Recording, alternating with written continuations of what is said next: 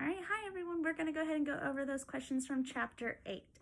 So if you will go over that very first one, it is, why did Braden live in Biltmore? Well, if you're following along in your book, if you flip back to about page 114, it tells us, it says that at the very bottom, in the last paragraph, about in the middle, it says that Mr. Vanderbilt's 10-year-old nephew was coming to live at Biltmore because his family had died in a house fire in New York. So it goes on to explain that that Braden lost everything that day. He lost his mom, his dad, brothers, and sisters. The only thing that saved him was his dog Gideon. And the only thing he came to Biltmore with was he had no luggage, no belongings whatsoever other than the 4 black horses and also Gideon, his dog. So that is why Braden was coming to live out in Biltmore. Question 2 is, what secret does Serafina tell Braden and why? If you go, the secret that I believe that they are talking about is going to be on page 113 is where we know it's like a secret. It says, please don't tell anyone about my father. He really needs this job and he loves Biltmore. And what they're talking about is how they live in the basement. I believe that is the big secret that is going on.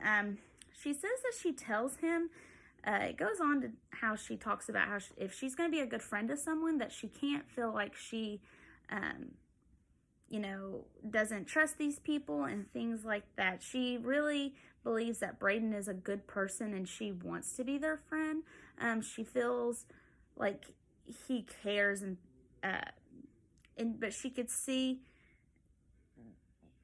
that he wants to be friends, and so I believe that's why she told him.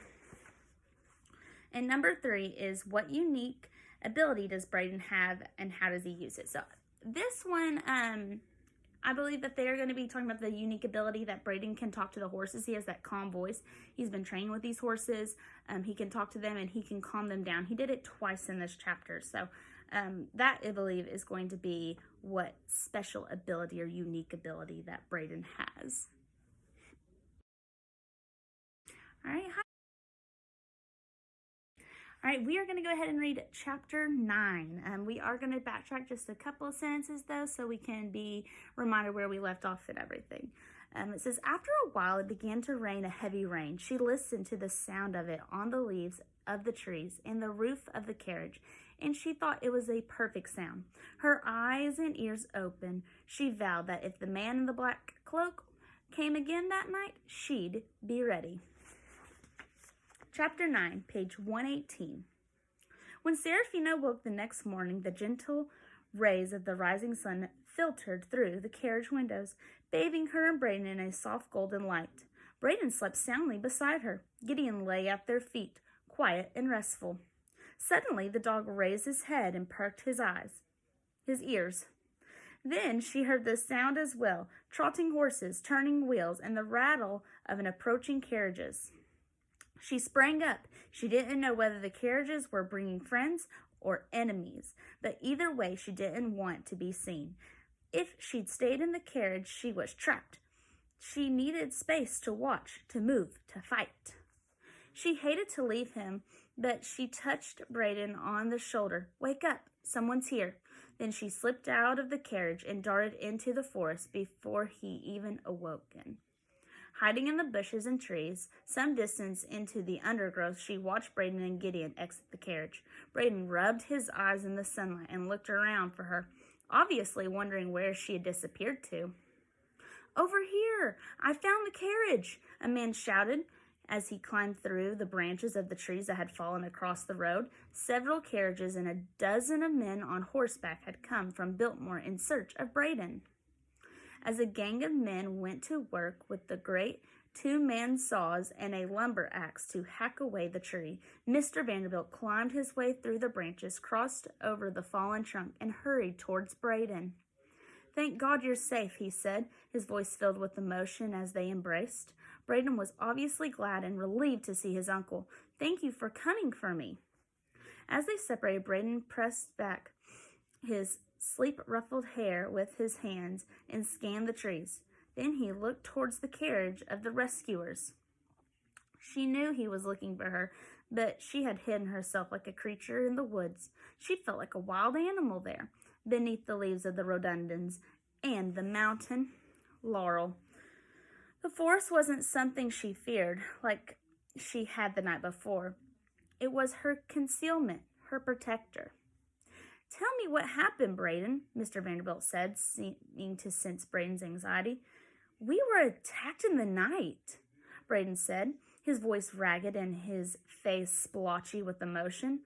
"Nolan was taken. He's gone. Mr. Crankshaw disappeared right when the battle started and hasn't shown up since." Mr. Vanderbilt frowned in confusion.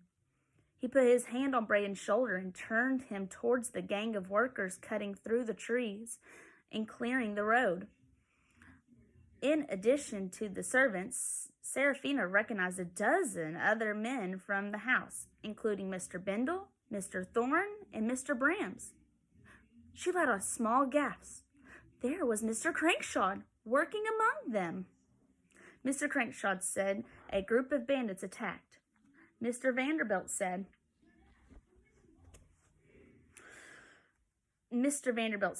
he fended them off, but when he attempted to pursue them, he became separated from the carriage and decided it was best to head back to Biltmore as far as possible to fetch help. He was furious he left you, but in the end, he was one of the ones who led us here to you, so maybe he was right to do what he did.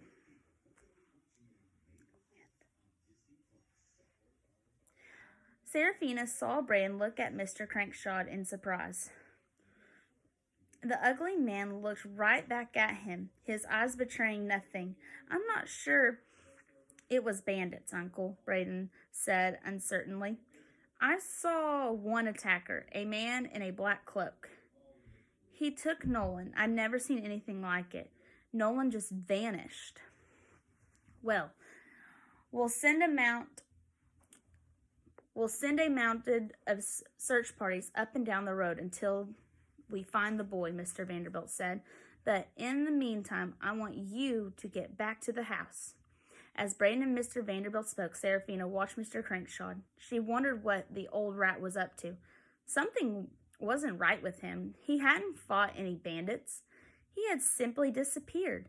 And now here he was again, with a crooked tale of his own heroism. The only good news was that it seemed like he hadn't spilled the grits about her existence to Mr. Vanderbilt. Was Crankshaw a hero? A villain? Or was he nothing more than a common rat-faced coward? She looked around at Mr. Vanderbilt, Mr. Crankshaw, and the other men. She was beginning to see how difficult it was to determine who was good and who was bad. Who could she trust and who she had to watch out for? Every person was a hero in his own mind, fighting for what he thought was right, or just fighting to survive another day. But no one thought that they were evil. Gideon wasn't so forgiving. He charged towards Mr. Crankshaw right away and started barking and snarling at him. Maybe dogs really can smell fear, Serafina thought, or at least cowardliness. It didn't look like Gideon was actually going to bite Mr. Crankshaw, but he wasn't going to let him go off without a good barking to. The other men watched in amusement, but Mr. Crankshaw was none too pleased by the dog's attention. "Oh, shut up, you stupid mutt," Mr. Crankshaw shouted and raised his arms to strike the dog with his axe. Braden and Serafina were too far away to help, but Mr. Thorne clamped his hand into Mr. Crankshaw's arm and stopped him mid-blow. "Don't be a fool, Crankshaw." "Aw, what the... Just keep the mangy cur away from me," Mr. Crankshaw grumbled and stomped away. Braden ran over to Gideon and Mr. Thorne. "Oh, thank you, sir. Thank you so much. It's good to see that you're all right, young Master Vanderbilt," Mr. Thorne said cheerfully, patting Braden's shoulder with his leather-gloved hand. "Sounds like you've had some big stories to tell everyone at dinner tonight about your adventure through the forest." "Did you see anyone else when you arrived?" Braden asked him, still holding Gideon but looking around again for Serafina. Not to worry, Mr. Thorne said. Those yellow-bellied sorts aren't the type of men to stick around after an attack. I'm sure they're long gone by now. Despite his reassuring words, Serafina noticed that he was wearing an elegant dagger on his belt and wondered if he had half expected to encounter the bandits himself. I'm sure you're right, Mr. Thorne, Mr. Vanderbilt said, shaking his head angrily as they walked up to them. But it's hard to believe that the bandits would venture such a brazen attack so close to Biltmore. I'm going to ask the police to increase their patrols of the roads. Braden didn't seem to listen to much of any of this. He just kept looking out into the trees. Serafina wanted to let him know that she was all right, but she couldn't let all those men see her, and she definitely didn't want to have to explain who she was or why she had been in the carriage with Braden, so she stayed quiet and out of sight. Braden patted down and put his hands on Gideon, who was looking into the trees in her direction. Can you smell her, boy? He whispered. What are you doing? Mr. Vanderbilt said gruffly. Braden stood, knowing that he had been caught out. Who are you looking for, Braden? Mr. Vanderbilt asked him. Serafina sucked in her breath. That was the question she had been dreading. Who was Braden looking for? This is where her and her pa's secret would come out. Braden answered to his uncle's question, had the power to destroy her life. When Braden hesitated, Mr. Vanderbilt frowned. What do you have to say, Braden? Spit it out. Braden didn't want to lie to his uncle, but he shook his head and looked at the ground. Nothing, he said. Serafina breathed a sigh of relief. He had kept his promise. He wasn't going to tell. Thank you, Braden. Thank you, she thought. But then his uncle lit into him. You've got to buck up, son, Mr. Vanderbilt said. You're 12 years old now, and that's plenty old enough to handle yourself properly. Don't be scared of what's going on here. You've got to take charge of yourself. Be a man. We're only dealing with bandits here. Thieves. I don't think it was bandits, Braden said again. Of course it was. This is nothing a Vanderbilt can't handle. Do you agree? Yes, sir, Braden said grumbly, looking down at the ground. I'm just hungry, I guess. Mr. Thorne stepped in to rescue him. Well then, by all means, let's get some food in you, he said enthusiastically, putting his arm around Braden. Come on, I raided the kitchen on my way out. I brought a sack full of pulled pork sandwiches, and if that doesn't suit you, we'll dig right into the raspberry spoon bread. Braden glanced one more time into the forest, then turned and followed Mr. Thorne. Serafina desperately wanted to give poor Braden some clue that she was out there and she was safe. If she had been any other kind of girl, she would have left some sort of token for him when she left, a signal of their connection, perhaps a silver locket, a lace handkerchief, a charm from her bracelet. But she was a wild girl and didn't have any of those possessions to give. As the men gathered around Braden, happy and relieved that they had found him, Serafina noticed Mr. Rostanova. The bearded and portly Russian ambassador stepped away from the others and stand alone at the edge of the road. Braden had told her that Mr. Rostanova didn't know English too well. The poor man gazed tearfully into the forest, as if wondering whether his dear Anastasia had been murdered by what lurked in its shadows. He took out a handkerchief, wiped his eyes, and blew his nose. Braden had said that Mr. Rostanova and his daughter were only scheduled to stay at Biltmore Estate for a few days before they returned home to their families in Russia, in time for Christmas. But when Anastasia disappeared, he stayed on, continuing the search for her. Mr. Rostanova couldn't bear the thought of returning home to his wife without his daughter. Back over by the carriages, some of the men went over to Mr. Crankshaw, who was still put out by the incident with the dog, and thanked him for leading the search party to Braden. But there was something about Mr. Crankshaw, all smiling and greasy, that raised Serafina's hackle. What was he really doing? Where was he when the man in the black cloak attacked? Did he work for him, or was he him? And that is where we're stopping for today. Thank you for listening.